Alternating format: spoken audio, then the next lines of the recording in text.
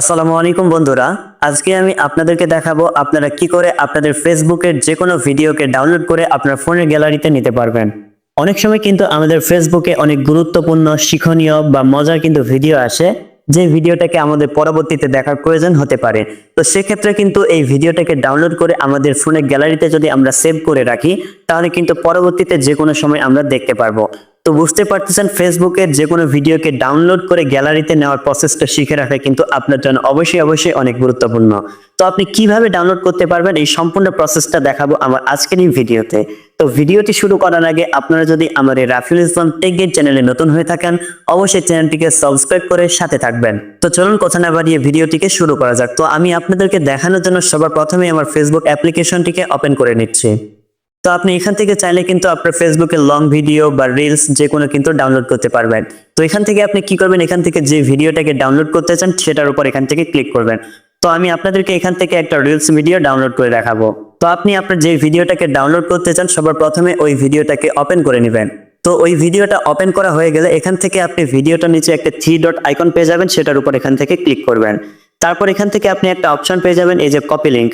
তো এটাতে ক্লিক করে আপনি ভিডিওটার লিংক কপি করে নেবেন।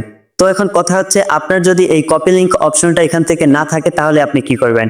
তো এর জন্য আপনি কি করবেন, এর জন্য আপনার ভিডিও শেয়ার অপশনে ক্লিক করবেন এবং এখান থেকে মেসেঞ্জার অপশনটিকে সিলেক্ট করবেন। তারপর এখান থেকে এই ভিডিওটাকে আপনি আপনার যে কোনো ফ্রেন্ডের প্রোফাইলে পাঠিয়ে দিবেন এবং আপনি চাইলে কিন্তু খুব সহজে পরবর্তীতে মেসেঞ্জারে গিয়ে ওই ভিডিওটার লিংক কপি করতে পারবেন। তো আপনি যে ভিডিওটাকে ডাউনলোড করতে চান সেটা যদি আপনার লিংক কপি করা হয়ে যায় তাহলে আপনি এখান থেকে বের হয়ে যাবেন। তারপর আপনি আপনার ফোনের ক্রোম ব্রাউজারটি রয়েছে সেটাকে ওপেন করে নেবেন। তো এখান থেকে ক্রোম ব্রাউজারটি ওপেন হয়ে গেলে আপনি উপরে সার্চ বারে গিয়ে সার্চ করে দিবেন ফেসবুক ডাউন নেট।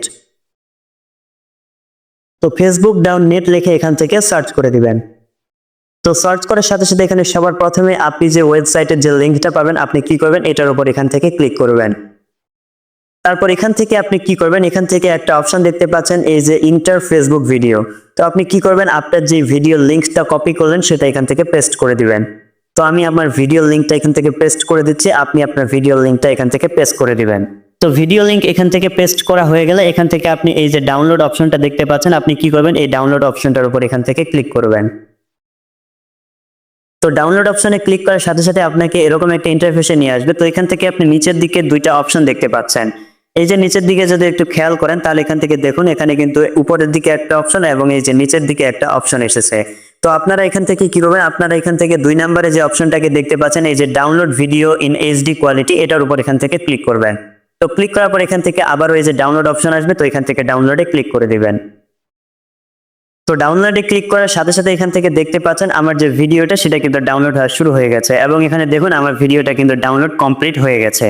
তো বন্ধুরা, আমি যে প্রসেসটা দেখালাম সেই প্রসেসে কিন্তু খুব সহজেই আপনারা আপনাদের ফেসবুকের যে কোনো ভিডিওকে ডাউনলোড করে আপনার ফোনের গ্যালারিতে নিতে পারবেন।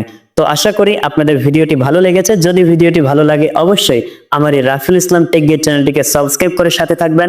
আর এতক্ষণ পর্যন্ত আমি আপনাদের সাথে ছিলাম মোহাম্মদ রাফিউল ইসলাম।